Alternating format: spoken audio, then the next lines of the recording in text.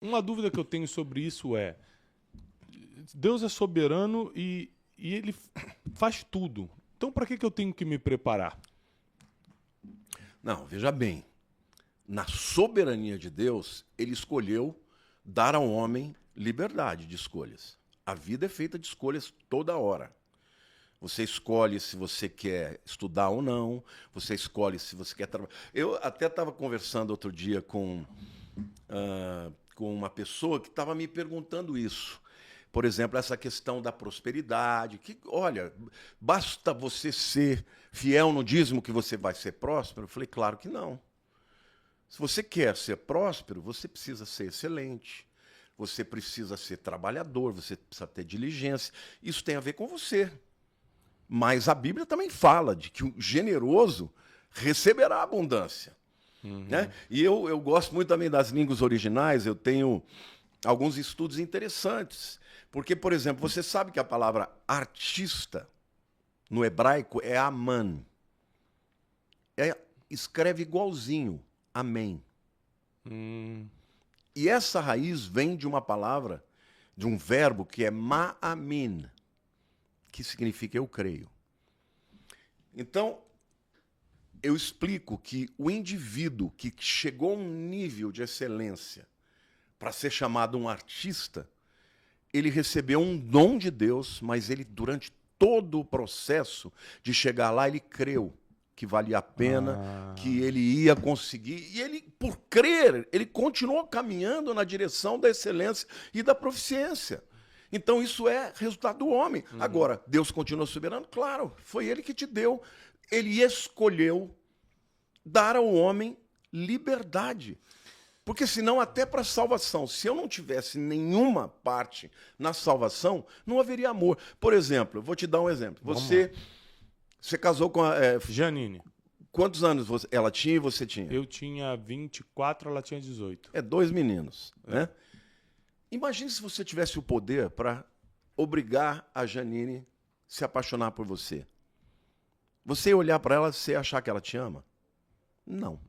Você ia dizer, eu fiz ela me amar. Você teve que conquistá-la.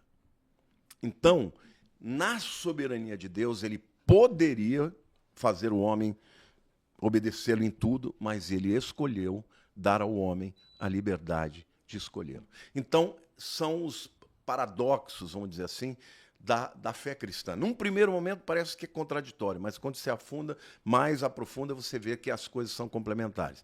Então, eu vejo na salvação isso. Eu vejo tanto a eleição do homem, eu acredito na eleição, na eternidade, é impossível não crer, está na Bíblia.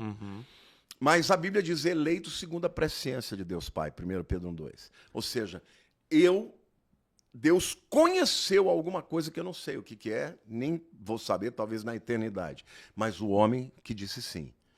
Seria que, por exemplo, para a salvação e para as coisas espirituais, o meu esforço não importa, mas para os meus resultados naturais isso muda o jogo? Seria isso? Perfeito, perfeito. Ótimo. A santificação é um processo.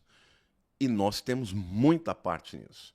É a escolha de dizer não para o pecado, de abandonar a vida velha. Não é Deus que faz isso para você. É você que decide. E o resultado é completamente diferente. Você não conhece nenhum cristão que aceitou Jesus, foi salvo, mas a vida é miserável. Claro. Porque fez escolhas erradas. Isso vale para todas as áreas. Ótimo. Então, o entendimento... Isso aí é uma coisa muito importante a gente explicar para as pessoas. Ou seja, você pode ser salvo em Cristo Jesus e ter uma vida infernal na Terra, sem dinheiro, com briga no casamento o tempo todo. Casamento destruído. Tudo, tá? E tem gente que tem uma vida aparentemente boa na Terra, mas vai para o inferno depois. Perfeito. Por quê? Porque olha, existem princípios nos relacionamentos. Marido e mulher. Princípios financeiros, princípios no casamento, princípios... Você não precisa ser crente para viver esse princípio. Se você viver, você vai prosperar. Ótimo. Em qualquer área. Entendido. Agora, morreu, se não tem Jesus, vai para o inferno. Entendido.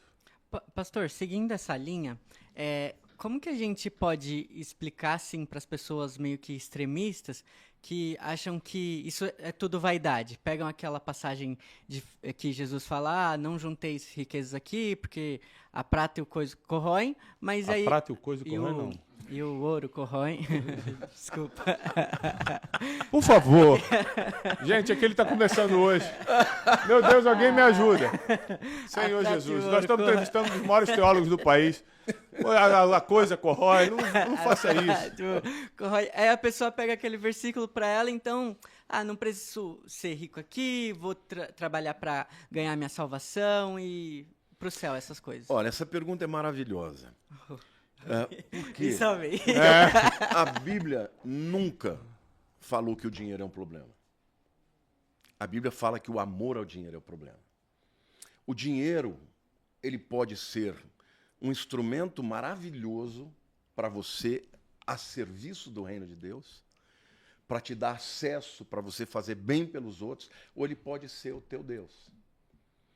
Se ele se tornar a coisa mais importante na tua vida, a primeira ele é uma coisa que maldição. você recorre, né? Agora, não é só o dinheiro, é a tua mulher, é os teus filhos, é a tua carreira. Qualquer coisa gerente do banco, advogado, que se torne o primeiro lugar na sua vida, e no lugar de Deus, virou maldição. Agora, se você olhar para a história, você vai ver que existem pessoas que tiveram um relacionamento com Deus e que foram profundamente abençoadas.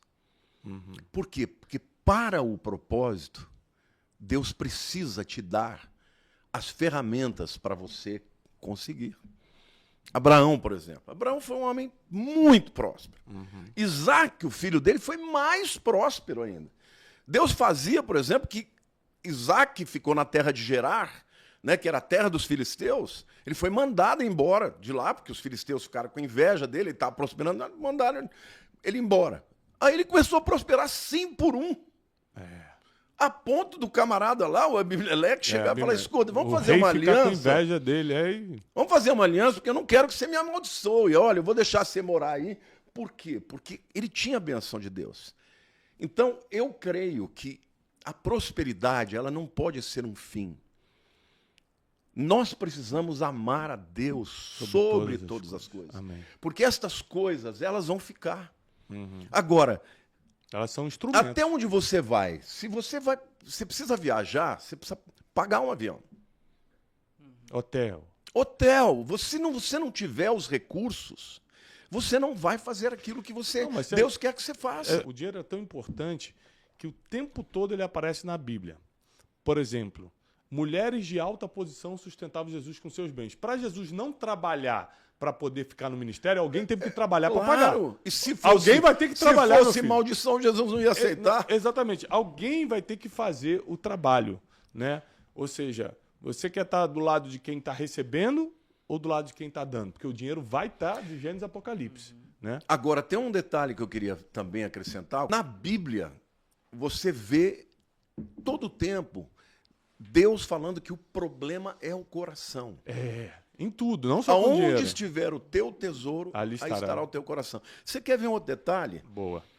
A parábola dos talentos. Você quer uma parábola mais clara de Jesus? O que Jesus fala? Um homem se ausentou e chegou para um dos seus servos, deu 5 talentos. Para o outro deu 2, para o outro deu 1. E ele disse, olha... Deu conforme a capacidade de cada um. Mas falou, você trabalhe e me apresente depois as contas. Essa parábola, muita gente não sabe, mas está falando da volta de Jesus. Lógico. O Mateus 25 todo é sobre isso. Todinho, exatamente. 24 e 25 fala disso. Então, o contexto é esse. E Jesus usa como metáfora Deus dando para o homem, ou seja, o Senhor dando para os seus servos dons, talentos, mas ali é dinheiro. O talento ali não é, olha, eu toco violão. Não, era grana, era dinheiro, era um peso em ouro. Um talento é por volta de 33 quilos. Entendeu? Um dos caras negociou, vendeu, comprou. Quando o senhor voltou, ele tinha 10 talentos. Olha aqui, senhor, o senhor me deste 5, eu dei mais 5. Bom, meu servo fiel, foste fiel no pouco, sobre o muito te colocarei isso. Entra no gozo do teu Senhor. O segundo, que ele deu 2, fez a mesma coisa, devolveu 4. Um deles enterrou. Com medo. E aí falou assim, tu és severo, e eu fiquei com medo, porque o Senhor colhe onde não semeia, e o Senhor falou, como assim? Eu colho na onde eu não semeei? Servo mau e fiel. e o entregou para os cães, onde há choro e ranger de dentes. O que Deus está mostrando aí? Está mostrando aí que na terra nós recebemos todo tipo de dons, de habilidades, inclusive finanças. Que existe o dom de adquirir riquezas na Bíblia. Tá escrito. Isso, Deuteronômio 8 fala isso. Esse é um outro tema também que é maravilhoso, porque eu creio que todos podem prosperar, mas nem todos vão ficar ricos. Mas se você é fiel e diligente, viste um homem diligente na sua obra, perante reis será posto, e não perante homens obscuros. Tiago, eu nunca desejei ficar rico, nunca busquei isso. Eu sempre me apaixonei pelo estudo. Eu sou um estudioso. Na minha vida, quando eu pensei, as pessoas começaram a me procurar para lançar curso, eu tinha dúvida se Deus queria que eu fizesse isso. Eu falei, meu Deus, eu não quero vender a palavra. Aí um dia a Lília falou para mim, minha esposa, mas você não vende o livro? É, vendo. Não tem que pagar o curso de teologia. Qual a diferença? Ela falou, quantos anos você investiu? Quantos livros você leu? Eu falei, tá bom. No meu primeiro lançamento, foi uma explosão. Deus fez na minha vida, tanto pelo YouTube quanto pelos cursos que eu lancei, Ele me abençoou muito. Mas o que eu tenho ali? Eu fiquei atrás disso? Não, eu sempre amei gente, eu sempre amei as ovelhas. Mas Ele me prosperou, e me prosperou muito. Aí eu falo, bom, Senhor, eu não pedi isso, mas Deus falou, você sempre foi excelente. Eu nunca subi num púlpito para trazer uma mensagem quando eu tinha 50 pessoas que não tivesse o original, o histórico, o social, uma pregação que fosse odierna para o momento. E, ou seja, eu quando estava na Barra Funda, que era um bairro muito pobre, eu só tinha ovelhas intelectuais, professores de universidades, empresários. Eu falei, meu Deus, o que é isso? Então, eu creio que a prosperidade... Você sabe que a palavra prosperar no hebraico, tsaliar, significa cumprir o propósito para o qual foi enviado. A primeira vez que essa palavra aparece na Bíblia, existe na teologia uma lei, que é a lei da primeira ocorrência. Ela determina o que a palavra significa. É quando o servo de Abraão, Eleazar, ora para Abraão, pede que Abraão ore por ele para que ele cumpra o propósito de achar uma mulher para Isaac. E é isso que é a prosperidade, é você cumprir o seu propósito. Então, se você está na área que Deus te chamou e você faz a sua parte com excelência, Ele vai prosperar. Muito bom. Isso significa que o camarada que está na favela, ele vai sair da favela, porque ele vai ser diferente. E eu sempre digo que a excelência agrada a Deus e traz a prosperidade. Quando você é um cozinheiro, que a pessoa come e fala, é uma iguaria, a comida dele não vai ser igual a outra que é uma gororoba. Então, você não pode amar o dinheiro a ponto de só buscar o dinheiro. Porque se isso for o teu amor, você faz qualquer negócio. Você se corrompe, você passa por cima do outro, passa o outro para trás. Agora, se você ama Deus e age com excelência, com princípios de generosidade, você vai prosperar.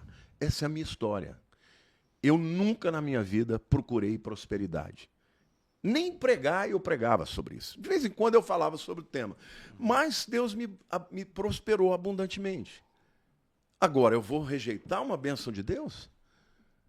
Então eu digo para as pessoas, se você tem, né, o dom de adquirir riqueza, né, porque lá em Deuteronômio 8, né, Deuteronômio é o livro em que é o último livro de Moisés, ele já estava chegando no tempo de morrer, o povo ia atravessar, né, o Jordão para chegar na Terra Prometida. Ele faz uma recapitulação de todas as leis que ele deu e ele disse, olha, quando vocês chegarem naquela terra que o Senhor vai dar, ela é uma terra diferente do Egito. Porque no Egito o camarada jogava a semente, pisava, nascia, por causa da enchente do Nilo. As margens eram muito férteis. Ele falou, lá não. Lá é uma terra de montanhas, de vales, de rios. A chuva virá se vocês forem fiéis. Se não forem fiéis, não vai chover. E ele diz, olha, e vocês vão entrar numa terra e vocês vão possuir casas que vocês não construíram. Vocês vão possuir terras que vocês não compraram. Então, quando vocês estiverem usufruindo disso tudo, lembrem-se de que é o Senhor que te deu o dom de adquirir riquezas, não foi a tua mão. Então, eu vejo que o primeiro princípio da prosperidade é você reconhecer que tudo vem de Deus. Na minha vida, Tiago, desde muito cedo eu e a Lilian éramos generosos. Desde muito cedo, mesmo quando não tínhamos. Eu nunca deixei de dar dízimo, nem quando eu não ganhava o suficiente para me sustentar. Eu sempre fui generoso com as pessoas. E Deus foi abrindo as portas. É aquela história bíblica de quem não é fiel no pouco, Deus não coloca sobre o muito? Lógico. É óbvio. Agora, não é só ser generoso e compreender que tudo vem de Deus. Isso é uma parte. Agora, Ele te deu os dons. E você tem que trabalhar esses dons, tem que desenvolver. Você tem que... Olha, eu nasci com um dom musical extraordinário. Eu tenho ouvido absoluto. Desde pequenininho, com 5 anos, eu ouvi uma música e já saía tocando. Minha mãe, que era professora, concertista de piano, no 6º ano, ela descobriu que eu não li uma nota. Porque eu ouvia música o dia inteiro, eu chegava, tocava de cor. Ela falou, mas essa nota não está aí. Eu dei uma nota dissonante. Eu falei, mas eu não estou lendo. A partir daquele dia, ela falou, então eu não posso te ensinar mais. Eu tinha um dom maravilhoso. Mas eu não desenvolvi o tanto que eu podia desenvolver. Por isso eu sou um tocador e não sou um concertista. Então, Deus dá os dons, aqueles talentos, mas você tem que fazer a tua parte. O trabalho, a diligência, a resiliência. A disciplina é sua. A disciplina, porque cada vez que você vai aumentando de patamar, você vai ficando melhor. E naturalmente isso traz a prosperidade. Naturalmente traz a prosperidade. Agora, a gente sempre tem que tomar cuidado para não amar mais o dinheiro do que a Deus. Porque essa é a tentação das pessoas, geralmente, né? Elas se apegam muito à materialidade, que não vamos levar para o mundo vindouro, que é o mais importante, é o maior tempo da nossa vida, que é eterno, e se esquecem do motivo pelo qual elas prosperaram, né? Isso é algo que a gente se esforça muito, né? Eu, Janine, as crianças lá em casa, de sempre lembrar que tudo que nós temos veio de Deus. Esse dia eu estava conversando com um dos maiores evangelistas hoje, um cara que ganha muita gente para Jesus no Brasil e no mundo, e ele estava falando, cara, eu estou muito feliz porque bati tantos milhões no YouTube e fiz não sei o que e tal, e comprei a casa do meu sonho. Eu falei assim, não se esqueça que tudo que nós temos veio de Deus. Exato. Tudo. Qual a diferença de você ter um Fusquinha ou de ter uma Ferrari? É carro. Só tem o conforto, a diferença. Não, beleza. A gente gosta dessas coisas. Eu não gosto muito de carro, então não é um assunto que eu gosto. O que eu estou te falando é o seguinte, Deus não fica escandalizado, porque se Deus fosse ter um carro, uma Ferrari, uma Porsche seria um carrinho de nada, né? Perto das carruagens dos céus. Deus olha o coração. Deus olha o coração. Então nós, na nossa vida, a gente tem que lembrar todo dia que tudo vem dele, até a sua inteligência, até a sua capacidade, até o seu dom veio dele. Isso. Então dá glória para ele. Esse reconhecimento é muito importante. Isso é tão sério que o Herodes, lá em Cesareia, um dia ele entrou para falar com o povo naquele anfiteatro maravilhoso, entendeu? A roupa dele estava com fios de prata, e a Bíblia diz que ele, com o sol que batia com ele parecia um deus. E as pessoas começaram a clamar que ele era Deus e tal. E ele gostou daquilo, ele foi fulminado e morreu ali. E também, Deus não divide a sua glória com ninguém. E também quando Pilatos falou assim, você não sabe que eu tenho autoridade para te soltar agora mesmo? Jesus fala uma coisa profunda. Nenhuma autoridade seria dada se não viesse do céu. É óbvio. Ou seja, qualquer coisa que acontece foi permissão de Deus.